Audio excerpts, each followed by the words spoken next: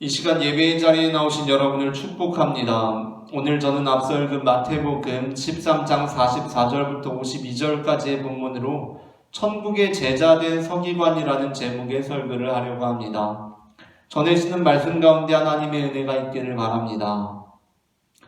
마태복음 13장은 총 8개의 비유로 이루어져 있습니다. 그중 후반부 4개에 해당하는 오늘 본문은 다른 복음서들에는 나오지 않는 마태복음의 고유한 자료들로서 앞서 다룬 4개의 비유들에 각각 상응하여 마태복음이 지향하고 강조하는 바가 무엇인지를 보여주고 있습니다. 먼저 오늘 본문에서 가장 먼저 나오고 있는 밭의 주인 보화 비유와 극히 값진 진주 비유는 우리가 앞서 다루었던 겨자씨 비유와 누룩 비유에 상응하고 있습니다. 앞서 우리는 겨자씨 비유와 누룩 비유를 통해서 천국을 받아들인 사람들은 그 전 존재의 변화를 경험하게 된다는 것을 알게 되었습니다. 오늘 본문에서 나오고 있는 밭에 감추인 보화 비유와 극히 값진 진주 비유 역시 천국을 발견한 사람의 전적인 변화에 대해서 전해주고 있습니다. 밭에 감추인 보화를 우연히 발견하게 된 사람이든지 끊임없는 노력과 구도를 통해 극히 값진 진주를 발견하게 된 사람이든지 그들은 이제 일생일대의 가장 극적인 변화를 맞이하게 됩니다.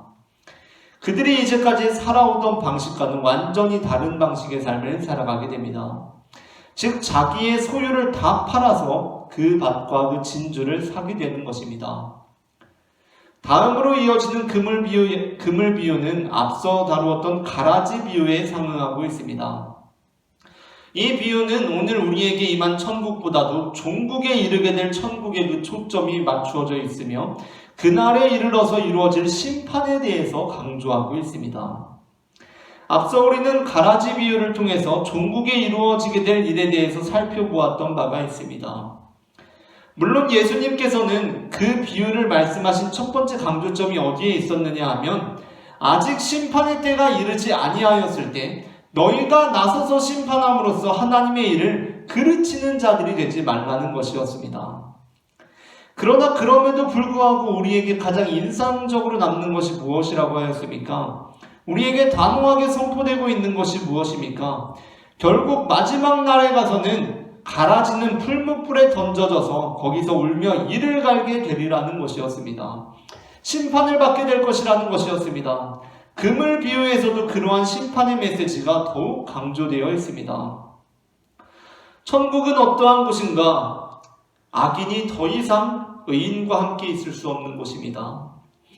이제 바닷속에서 함께 올려 살던 시절은 끝이 났습니다. 그물에 끌려 올라온 모든 물고기는 그릇에 담겨지든지 내버림을 당하든지 양쪽 길의 갈림길에 서 있게 되는 것입니다. 그렇다면 13장의 마지막 비유인 천국의 제자된 서기관 비유는 어떠한 비유에 상응하는 것이겠습니까?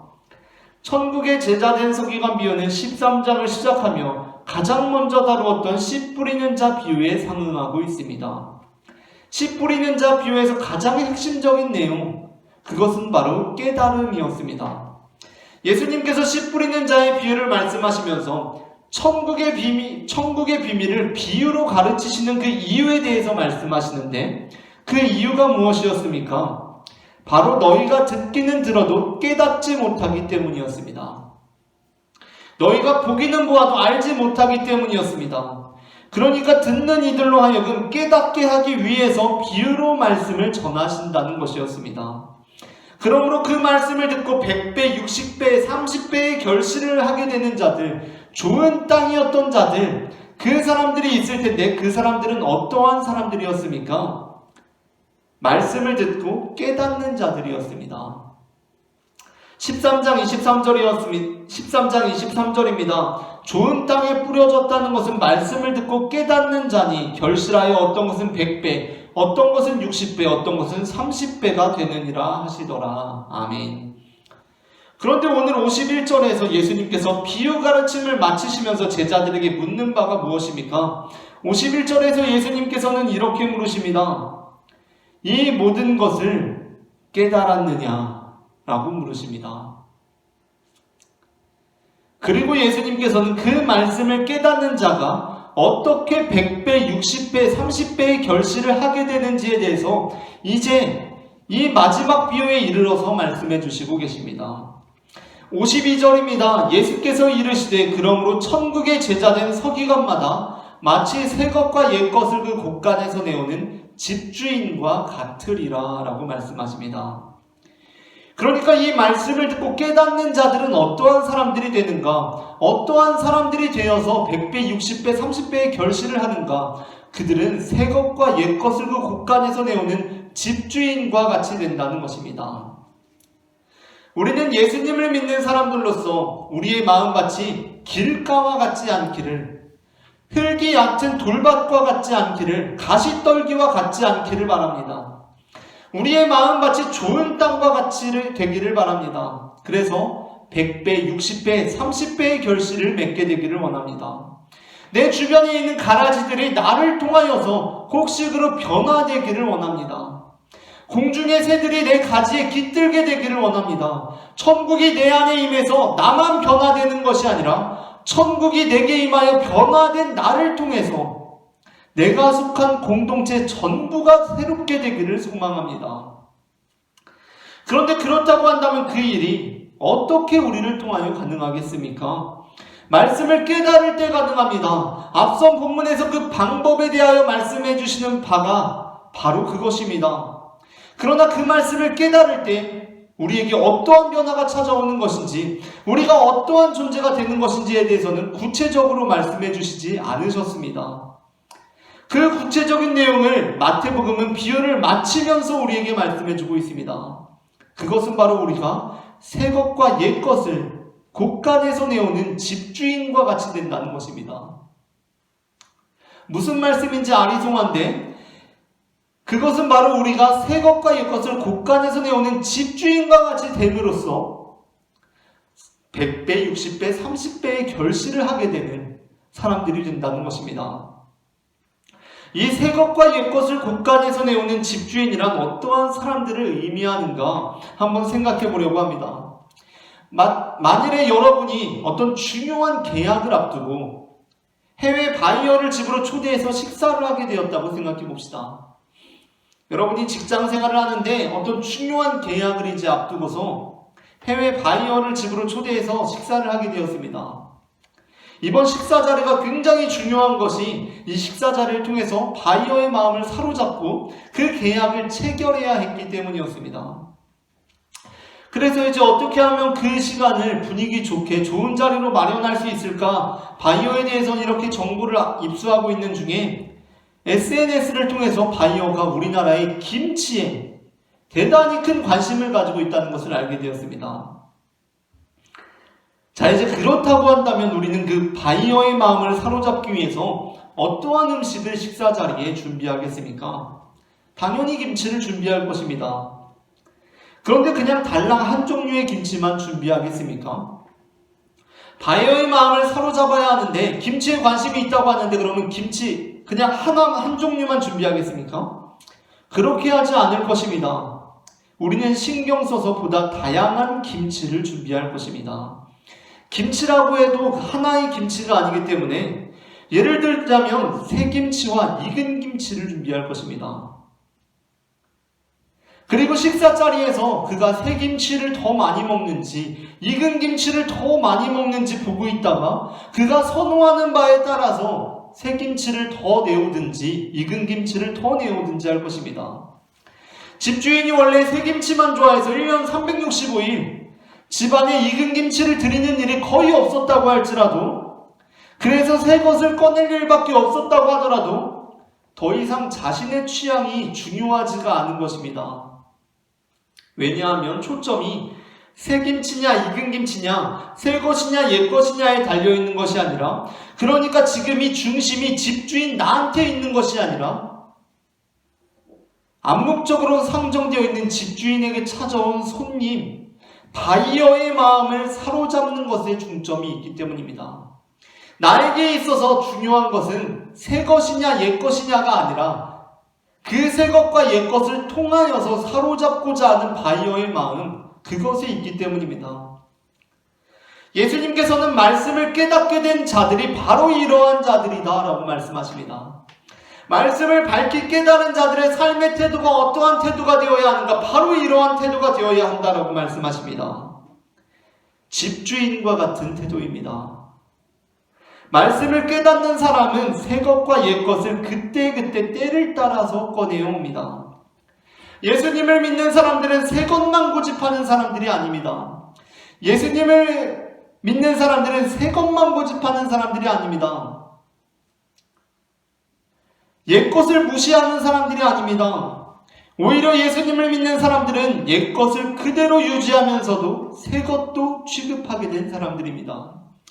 그렇게 양쪽을 다 취하고 때를 따라 사용할 수 있는 전문가가 되라는 것이 바로 예수님의 말씀이었습니다. 예수님의 말씀을 깨닫게 된 사람들은 예수님의 말씀에 갇혀 있는 사람들이 아니라는 것입니다. 예수님의 말씀을 깨닫게 된 사람들은 예수님의 말씀에 갇혀 있는 사람들이 아니라는 것입니다.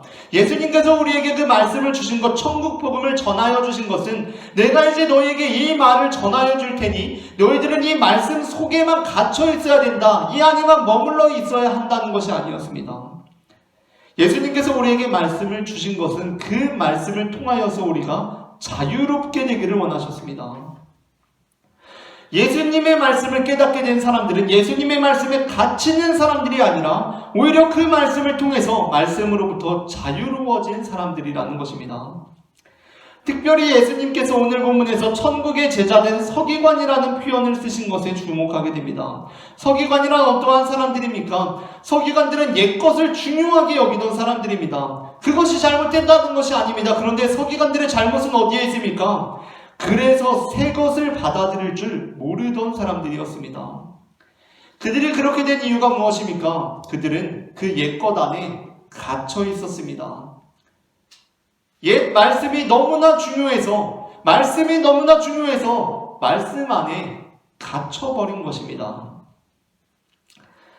이에 반해 예수님께서 우리에게 주시는 진리는 우리를 그 안에 가두어 두는 것이 아닙니다. 예수님께서 진리에 관해서 명백하게 이렇게 말씀하셨습니다. 요한복음 8장 32절입니다. 진리를 알지니 진리가 너희를 자유롭게 하리라. 아멘. 진리를 알지니 진리가 너희를 자유롭게 하리라. 또한 사도 바울은 고린도전서 3장 5절부터 17절에서 이렇게 말씀합니다. 고린도전서 3장 5절부터 17절입니다. 우리의 만족은 오직 하나님으로부터 나느니라. 그가 또한 우리를 새 언약의 일꾼 되기에 만족하게 하셨으니 율법 조문으로 하지 아니하고 오직 영으로 함이니 율법 조문은 죽이는 것이요 영은 살리는 것이니라. 돌에 써서 새긴 죽게 하는 율법 조문의 직분도 영광이 있어 이스라엘 자손들은 모세의 얼굴에 없어질 영광 때문에도 그 얼굴을 주목하지 못하였거든. 하물며 영의 직분은 더욱 영광이 있지 아니하겠느냐. 정죄의 직분도 영광이 있은즉 의의 직분은 영광이 더욱 넘치리라. 영광되었던 것이 더 큰 영광으로 말미암아 이에 영광될 것이 없으나 없어질 것도 영광으로 말미암았은즉 길이 있을 것은 더욱 영광 가운데 있느니라. 우리가 이 같은 소망이 있으므로 담대히 말하노니 우리는 모세가 이스라엘 자손들에게 장차 없어질 것을 결국을 주목하지 못하게 하려고 수건을 그 얼굴에 쓴 것 같지 아니하노라. 그러나 그들의 마음이 완고하여 오늘까지도 구약을 읽을 때 그 수건이 벗겨지지 아니하고 있으니 그 수건은 그리스도 안에서 없어질 것이라. 오늘까지 모세의 글을 읽을 때 수건이 그 마음을 덮었도다. 그러나 언제든지 주께로 돌아가면 그 수건이 벗겨지리라. 주는 영이시니 주의 영이 계신 곳에는 자유가 있느니라. 아멘. 사도 바울은 구약의 말씀에 갇혀서 예수님의 새로운 말씀을 받아들이지 못하고 있는 모습을 출애굽기 34장 27절부터 35절에서 마치 모세가 여호와 하나님께로부터 십계명을 받아서 내려왔을 때 그 얼굴에 나타난 광채를 가리기 위해 수건을 쓴 것을 비유로 하여 여전히 구약에 갇혀있는 많은 이들이 수건을 그 얼굴에 쓰고 있는 것과 같다고 단식합니다. 출애굽기 34장 27절부터 35절에서 모세가 얼굴에 나타난 광채를 가리기 위하여 수건을 쓴 것은 이스라엘 자손이 그 광채로 인하여 모세를 두려워했기 때문이었습니다. 그러니까 모세가 수건을 쓴 이유가 무엇입니까? 모세가 원래 수건을 쓴 이유는 이스라엘 백성들이 그 광채를 보고 두려워했기 때문에 그 두려움을 제하여 주려고 수건을 썼습니다. 바울은 그러한 면에서 바로 그 두려움이라는 수건이 여전히 그들의 얼굴에 더 씌워져서 주님의 영, 곧 예수 그리스도의 영에 주목하지 못하게 할 뿐만 아니라 사실 그들이 금과 옥조처럼 여기고 있는 구약조차 온전하게 이해하고 있지 못하고 있다고 말씀하고 있습니다. 그러니까 바울이 원래 수건을 쓴 것은 그들의 두려움을 제하여 주기 위함이었는데 그들이 너무나 두려워하니까 그 두려움을 좀 상쇄시켜 주려고 수건을 쓴 것이었는데 그 구약을 보고 있는 자들은 그것이 마치 절대적인 진리라도 되는 것처럼 수건을 반드시 써야만 하는 것처럼 그것을 금과 옥조처럼 여기고 수건을 쓰고 여전히 구약을 보고 있다라는 것입니다. 바울은 그것은 너희를 위하여서 그렇게 한 것일 뿐 그것이 본질적인 것은 아니다라고 말씀하고 있습니다. 그렇게 할 때 부차적인 것에 목을 메고 있을 때 율법 조문은 곧 죽이는 것이 되고 만다라고까지 바울은 말씀하고 있습니다. 그렇다면 천국에 제자된 서기관들, 옛 언약의 일꾼된 자들은 어떻게 행하는 사람들입니까? 그들은 예수 그리스도 안에서 수건이 벗겨진 자들이다 라고 말씀하고 있습니다. 그들은 예수 그리스도 안에서 수건이 벗겨진 자들입니다. 새 것과 옛 것을 그때그때 곳간에서 꺼내어 올 수 있는 자들이라는 것입니다. 그들의 창고에는 옛 것만 있는 것이 아니라 새 것도 있습니다. 그리고 새 것만 있는 것이 아니라 옛 것도 있습니다. 주의 영이 계신 그곳에서 자유를 누리며 자유롭게 행동할 수 있는 사람들입니다. 그들의 창고에는 새 것과 옛 것이 자유롭게 드나듭니다. 내 창고에는 새 것만 있어야 돼, 내 창고에는 옛 것만 있어야 돼 라고 말하는 자들이 아니라 새 것과 옛 것이 그들의 곳간에 자유자재로 드나드는 것입니다. 더 이상 율법 조문이 우리를 가둘 수 없다는 것입니다. 구약이, 성경이 우리를 가둘 수가 없다는 것입니다. 성경은 물론 무척 중요합니다. 그러나 예수 그리스도의 영, 곧 우리에게 자유를 주시는 그 진리와 무관할 때 그것은 우리를, 그리고 우리의 이웃을 죽이는 것이 될 수도 있다라고까지 바울은 말씀하고 있습니다. 바울은 율법 조문이라는 것, 구약이라는 것, 성경이라는 것은 주님의 영과 무관할 때 우리를 죽이는 것이 될 수 있다라고까지 말씀하고 있습니다. 그러므로 율법 조문은, 성경은 예수 그리스도의 영 안에서 그때그때 때를 따라 자유로운 손길에 의해 아름답게 꺼내어져 나와야 한다라고 말씀하고 있다는 것입니다. 그렇게 할 때에야 그것은 살리는 것이 됩니다. 예수님을 믿는다는 것은 옛 것에 갇혀서 새로운 것을 받아들이지 못하는 서기관과 같은 상태에 머무르고 있는 것이 아닙니다. 예수님을 믿는다는 것은 천국이 밭에 감추인 보화와 같다거나 극히 값진 비유와 같다는 새로운 메시지들을 받아들이는 것이고 그 안에서 생명의 길로 인도함을 받는 것입니다. 그러나 그렇다고 해서 예수님을 믿는다는 것이 새것 절대주의에 이르는 것은 아닙니다. 새것 역시 한계와 약점과 부작용과 악용의 여지가 있음을 분명히 알고 종국에는 좋은 물고기는 그릇에 담기고 못된 것은 내버림을 당하게 될 것이라는 옛 가르침을 시기적절하게 사용할 줄 아는 것이야말로 예수님께서 가르쳐 주시는 천국의 제자된 서기관으로서의 삶일 것입니다. 잠언 18장 13절부터 15절 말씀은 이렇게 말씀하고 있습니다. 사연을 듣기 전에 대답하는 자는 미련하여 욕을 당하느니라. 사람의 심령은 그의 병을 능히 이기려니와 심령이 상하면 그것을 누가 일으키겠느냐. 명철한 자의 마음은 지식을 얻고 지혜로운 자의 귀는 지식을 구하느니라. 아멘. 우리의 사명은 사람의 심령을 강건케 하는 데 있습니다. 사람의 영혼을 세우는 데 있습니다. 그렇게 된다면 그는 설령 몸매에 병이 있거나 삶의 문제들이 찾아올지라도 그 모든 것을 이겨내고 극복할 만한 신앙인이 될 수 있을 것입니다. 그렇게 되기 위해 우리는 새 것과 옛 것을 자유롭게 꺼내올 수 있는 준비가 되어 있어야 할 것입니다. 성경을 읽다 보면 다 이해가 되는 것이 아니라 가끔 이해가 되지 않는 구절들이 있습니다. 아니, 우리가 오늘 다루고 있는 예수님의 정신을 기억하지 않으면 절반은 이해가 되지만 절반은 이해가 되지 않습니다. 그러한 상태에 늘 머무를 수밖에 없습니다. 마태복음 13장만 하더라도 쉽게 이해가 되지 않습니다. 왜 그렇습니까? 천국이 마냥 좋은 것 같다가도 또 갑자기 두려운 것 같기도 하고 그렇게 계속해서 달라지고 있기 때문입니다. 예수님의 자유로운 말씀 앞에서 말씀에 갇혀있는 우리들은 때로는 정신을 차릴 수 없을 만큼 혼란스럽게 되기도 합니다. 지난번에는 익은 김치만 찾아서 우리 집주인이 익은 김치를 굉장히 좋아하시나 보다라고 생각했는데 갑자기 오늘은 새김치를 찾고 있습니다. 얼마나 당혹스럽습니까? 만일 내가 그 집주인의 셰프라면 아니면 창고를 지키는 사람으로서 일하고 있다면 얼마나 당혹스러운 일입니까? 만일 우리의 시선이, 우리의 관심이 그저 김치에만 사로잡혀 있다면 우리는 그렇게 변덕이 심한 집주인과 함께 지내는 것이 너무나 힘든 일이 되고 말 것입니다. 하지만 우리가 조금만 시각을 달리해서 집주인의 진정한 관심사를 알게 된다면 우리 역시 그의 변덕이 실은 변덕이 아니라 일관된 태도였음을 알 수 있습니다. 왜 그렇습니까? 사실 집주인이 한참 동안 익은 김치만 찾다가 다시금 새 김치를 찾게 된 그 이유가 어디에 있습니까? 한참 동안 새 김치만 찾다가 다시 익은 김치를 찾게 되는 그 이유가 어디에 있습니까? 사실 집주인은 어떤 특정한 김치를 선호하기보다는 그날 오는 바이어가 선호하는 음식, 바이어의 마음을 사로잡을 수 있는 김치를 때를 따라 요구해 왔던 것입니다. 때를 따라 그 창고에서 꺼내어 왔던 것입니다. 때를 따라 그 곳간에서 새 것과 옛 것을 자유롭게 꺼내어 왔기 때문입니다. 성경은 너무나 중요합니다. 하지만 하나님의 관심은 성경 자체에 있는 것이 아닙니다.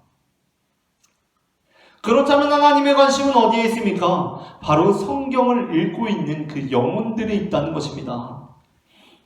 성경 말씀은 대단히 중요합니다. 그러나 하나님의 관심은 그 성경 말씀이 내려졌던 땅에 관심이 있습니다.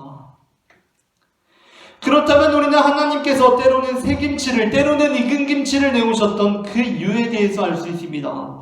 그것은 하나님께서 변덕이 심하셨기 때문이 아니라 그때 그 영혼에게 새 것이 필요했기 때문이고 그때 그 영혼에게 옛 것이 필요했기 때문이라는 것입니다. 그만큼 하나님께서는 그 영혼의 그 밭의 상태에 관심을 가지십니다. 그런데 우리는 어떻습니까? 우리는 때로 진정 소중한 것을 바라보지 못하고 우리가 따내야 하는 계약과 그 바이어의 성향을 살피지 못하고 그러니까 진짜 중요한 것을 고려하지 못하고 그래도 김치는 겉절이지 라고 말합니다. 지금 진짜 중요한 게 김치가 아니라 지금 우리가 따내야 하는 계약과 그 바이어의 성향을 살피는 것이 너무나 중요한데 김치를 문제 삼으면서 그래도 김치는 겉절이지 라고 말합니다. 그리고는 계약이야 뭐가 됐든 간에 김치를 내놔야 한다면 그냥 겉절이를 내놓습니다. 그 바이어가 자기는 김치를 좋아하긴 하지만 겉절이보다는 묵은지를 더 좋아하는데 나는 그렇게 얘기를 하는데도 눈치 없이 계속 김치는 겉절이라고 고집을 피웁니다. 그렇게 자기 눈에 더 씌워져 있는, 뒤집어 쓰여져 있는 수건을 벗을 줄을 모르는 것입니다. 고집불통입니다. 부자유한 상태에 머물러 있는 것입니다. 그 시선이 하나님을 닮아서 김치 자체가 아니라 계약과 바이어를 향해 있는 사람들은 그렇게 행동하지 않습니다.